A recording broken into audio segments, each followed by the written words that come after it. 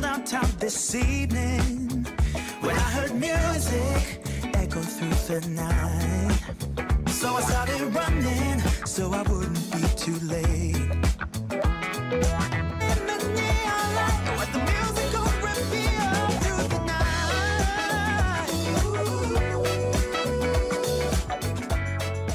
night. Welcome everyone to Coaching in Session. My name is Michael Rearden and I'll be your mindset coach today. And today we're going to be talking about how to uncover your untapped potential. And if you're thinking, well, if I have more potential, why is it hiding from me? Because there's a lot of things that you want to do in the world and a lot of things you want to do in your days. It's important that you figure out how to get every ounce of energy you have within you out. If you're new to the channel, make sure to like, comment, subscribe, and to share this video and or audio to help build a community of like-minded individuals. Now, when we get into untapped potential, it's going to be talking about what we leave on the table at the end of the day. It can be difficult to push yourself past your comfort zone, push yourself on days when you feel tired or you don't feel 100%. I've been there.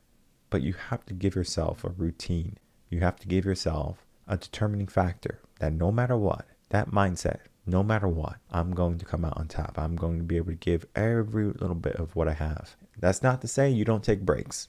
That's not to say you don't take it easy on some days, you take a rest day, a vacation week, but you understand the difference between work and play. And then, of course, procrastination. Because oftentimes many people will be on their phones, TikTok, YouTube, mindlessly scrolling away watching videos with no purpose in mind. Heck, I've been there. You know what I do when I notice I'm doing it? Typically it takes me about 5 to 10 minutes. I go, whoa, what am I doing? What do I need to do? And then I adjust because yes, that was good for 5 or 10 minutes. I feel recharged, but I don't need to be inundated constantly throughout my day on listening to things that don't benefit me, that don't help build me up. Now I listen to a lot of audiobooks. I do listen to a lot of podcasts also, but they're all personal development. How can I become better in some area of my life, whether it be career, relationship, money? I'm looking at how can I improve. If you're looking at a money podcast or an episode about money on YouTube and you're learning about money or stocks or things like that, real estate, then yes, you can do that because you're learning. But if you're just watching a video of a dog going in circles and you're laughing, you're better off chasing your own tail. And then you come to the conclusion why you don't have the things in your life that you really want. And it gets into the idea of unlocking what we leave behind, of finally setting free all of the energy,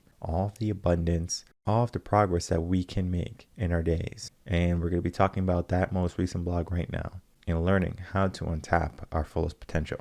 All right, everyone, if you're new to the channel, you're going to head over to revenconcepts.com and you're going to go over to resources and blogs, and then you will click the most recent blog, which is going to be a TUS series, part 39, how to find your untapped potential. When we're looking at our TUS series are typically, again, for clients that I'm working with, but you can also benefit from a TUS series if you have a strong mindset. If you have a weak mindset, it can be difficult to really align with what is being said. Not saying it's impossible, but some of the things that we're going to be talking about will already assume that you have a strong mindset. If we look at the 3 steps to find your untapped potential, number 1, figuring out where you are weak and where you're strong. That right there is going to be an awareness aspect, because then we're aware, oh, I'm weak in this area, let me become stronger, versus, oh, I'm not good at it.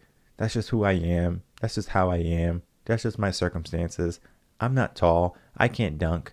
I mean, yes, you might be short and not be able to dunk today, but what about in a year? Can you do the work to strengthen your legs and to learn how to fly in the sky? It's possible. Sometimes genetics in your DNA might not make it possible, but we can always lower the rim a little bit so we can say that you dunked. It might not be on the national NBA standards, but it's going to be on your mindset that I can dunk, I dunked. Doesn't matter how you do it as long as you do it. That's step 1. Step 2 is going to be committing to the change that you seek. And it's easy for people to say, well, I'm going to do something. Look at New Year's resolutions. I'm going to commit to this resolution and I'm going to get in shape.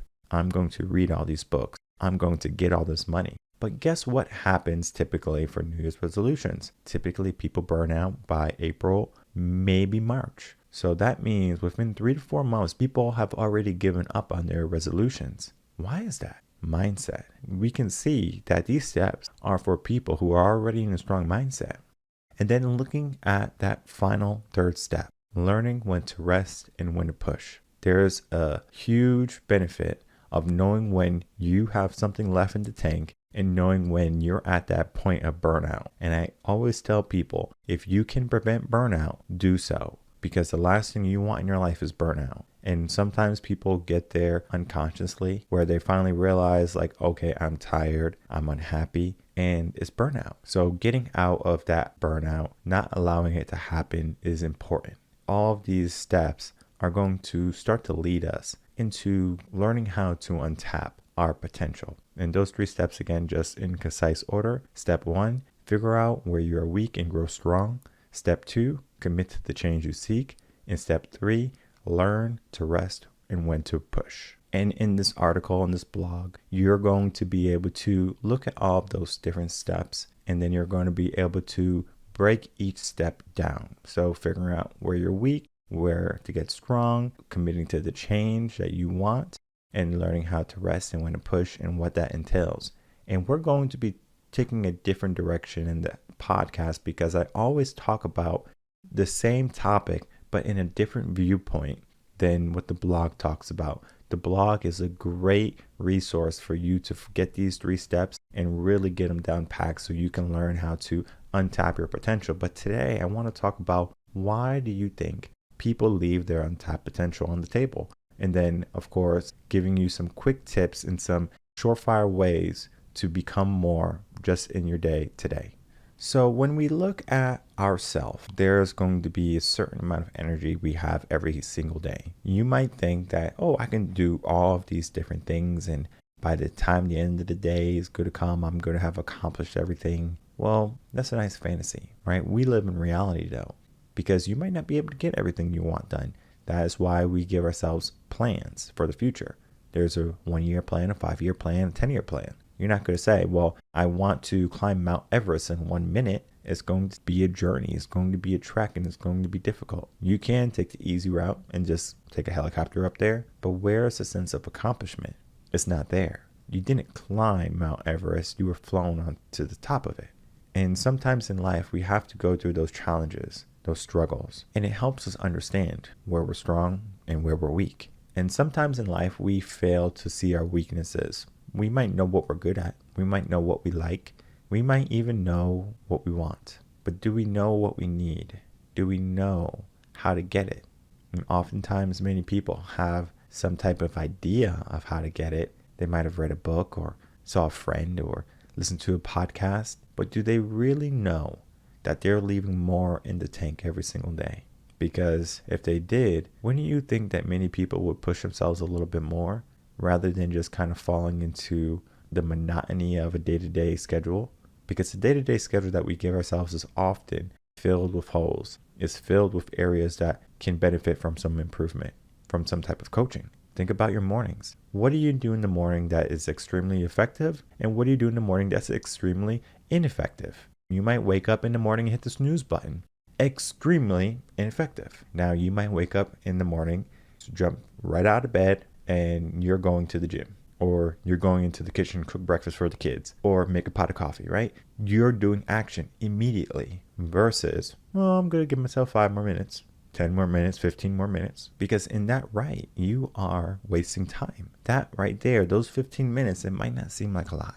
It might not. But that right there can be 15 minutes there, add to 15 minutes at lunch where you're on your phone, to 30 minutes in the evening where you're doing something. You have an hour that you have not utilized properly, just from just talking about 15-minute increments. Because we give ourselves that. We create those habits, that habit of, I'm going to waste time. I'm going to be ineffective for a little bit so I don't feel so bad. Well, I didn't waste 4 hours watching YouTube, Michael. You're right, you didn't. But you watched 30 minutes in the morning, 1 hour at lunch, and then 2 hours at night. You almost got to 4 hours. You might not see it, right? We cover up what we do and we say, you know what, this is going to be okay. I only had 1 taco, but did you have 1 taco at breakfast, lunch, and then dinner? Or did you have 1 taco for the whole entire day? And I live here in Texas. We love tacos. They have great breakfast tacos. They have great regular tacos for lunch or dinner. You can have tacos every single day. and still be happy that you're having them because it's great comfort food. But what is truly comfort? Is our comfort zone truly comfort? It stops us from feeling anything, right? We're comfortable. We don't have to feel fear or doubt or insecurity. We stay in a little bubble. We don't look at our weaknesses. We don't look at our strengths. We just say, what is happening right now? Oh, it's, too much. Oh, too little. Oh. Comfort, right? We need to make sure we are at an ideal resting point. And I've talked about this concept is that our comfort zone is literally just a state of mind that our mind tends to frequent. And that frequent visit to that comfort zone is what the body wants, right? It's just a natural tendency of the body. Body will always refer back to the comfort zone. If you're feeling down, how can we be comfortable? If you're feeling up, eventually you're going to go back to the comfort zone. It's just the way the body is, the way the brain balances itself out. But what happens if you wanted more? You wanted to reach more in your days and you wanted to do more in your life. You would have to figure out how to not make that comfort zone a place where the brain continually goes to at every resting point in your day. So when there's an opportunity to rest, you say, I'm not going to choose comfort. I'm going to choose to be more. That is being aware of your weaknesses, right? Step number 1. I'm aware of where I'm weak. What do I do about that? Do I become strong in that area or do I delegate my weakness to someone else? Now, if you delegate something that you don't prefer, you don't enjoy, you create space for your own enjoyment and for your fulfillment. It's not that you have people do the work for you. It's just that you have people do the work that they're going to be more effective at than you, so you can be effective at other work. So you see that we have someone else doing something that we don't like. For example, social media. If you're a business coach, coach in general, entrepreneur, business owner, you're going to realize that social media is a big component to your business. It's critical. Where your social media has to be updated, it's easier for people to find you. Now, of course, do you need social media? No. You can just be on Google. You can be in Yellow Pages. People can find you, right? Even if you just had a storefront with nothing and people can just go to your store. We learn from that, right? We learn to find our comfort into that. But then you also have to look at your strengths and your weakness into that. So you might be comfortable posting a post today. Well, I'm doing my social media stuff. But are you posting 3 times a day? What does that take away from you? What does that take away from your day? And sometimes I think people fail to understand that when they give something, they take something. When they take something, they give something. So it's like they have to find that balance in the sense of, okay, if I'm going to have a podcast, well, how am I going to edit this episode? Am I going to do this? Because it's going to take me an hour to edit it. So it's going to take me 30 minutes to record it, an hour to edit. So it's an hour and a half of my life. But what happens if I said, I'm going to use that hour, instead of me doing the edit, I'm going to have someone else do the edit and I'm going to work with a client. So I'm going to work with a client during that hour instead of me editing my episode for an hour. I'm changing the world where I'm going to help someone versus I'm going to fix my podcast, right? Because the podcast is going to create a job, right? So we're creating jobs now where someone's going to do the task for me. They get compensated for their job, a job well done too. Because what we're looking for is we're looking for growth and prosperity, not just in our life. Because when we're untapping our potential, we see everything that's around us. It's not so much what I can do, but what other people are able to accomplish too. Because again, we look at our strengths and we look at our weaknesses. Where am I strong at? Where am I weak at? And then we commit to that change. Step number 2. When we commit to that change, we say, okay, I'm not going to edit any more episodes, or I'm not going to be on my phone anymore, or I'm not going to eat unhealthy, right? So we are giving ourselves something that we're going to work for. Because if you're eating fast food every single day, it's going to slow you down. Fast food eventually slows you down. So we are creating that balance. We're creating that place where our mind can be good and prosperous and grow. But it doesn't happen overnight.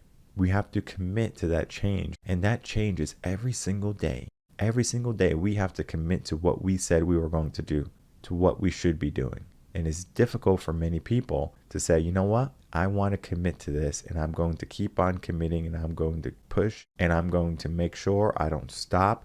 There's nothing that's going to stop me. Because the moment someone gets an angry email, maybe a comment, our insecurities, our doubts, our anxiety starts to flare up, and we say, you know what? I'm not going to commit to the change anymore.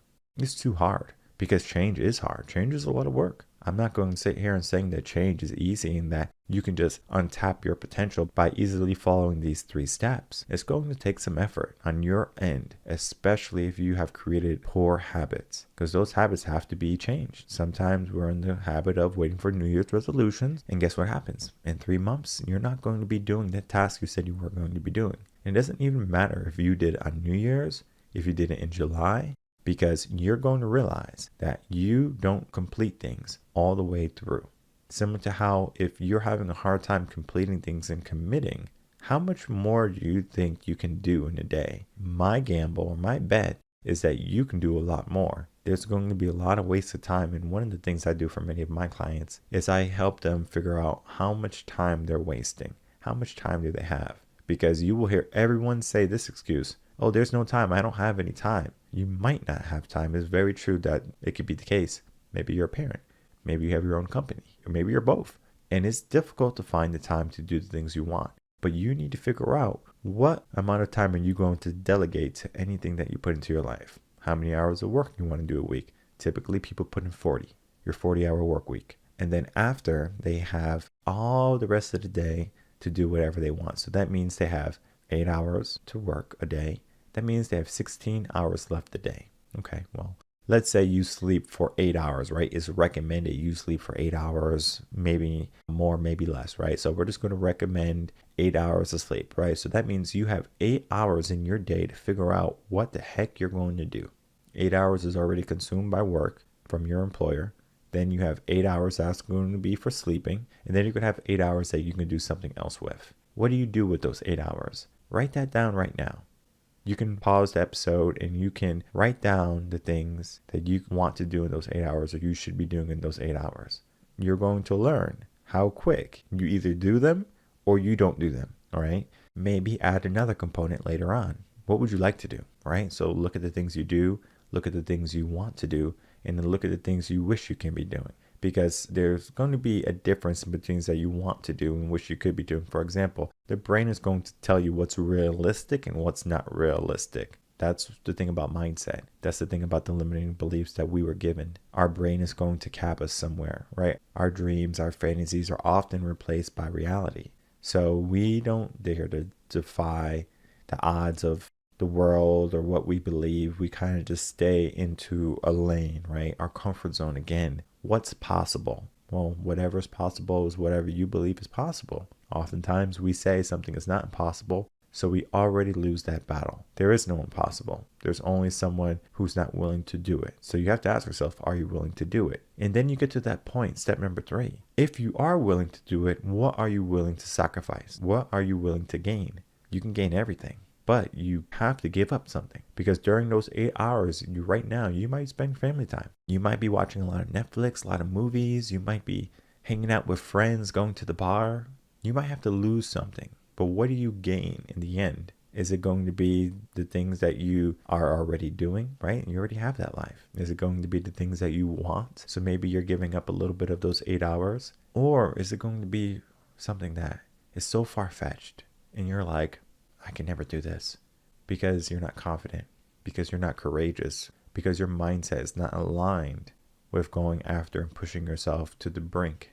So when you get to that brink, when you get to pushing yourself to the highest possible form it can be, then you have to learn a trick, and that's when to push and when to rest. Because sometimes people keep pushing, and they might not see the end because they didn't give themselves the end. They said they wanted more money and they get $1 million, and they realize that, oh, I got $1 million, but this is not what I want. I want 2 million now. I want 5, I want 10, I want $20 million. And they're always in that state of mind where they're always yearning for more. Well, there's a difference between yearning and wanting and giving yourself a contingency than saying, I'm able to accomplish this. Why am I not able to accomplish this? So when you're trying to push and you're trying to create change, and that change can create money, that change, your work can create some type of monetary income. And there's nothing wrong with creating money for yourself, for your family, for the lifestyle that you want. Many people associate money with evil and that it's going to do bad. Money can be a great resource, a great tool for you to live life the way you want to live. Oftentimes people have a mindset of scarcity when it comes to money, but money is not scarce. Money can be abundant.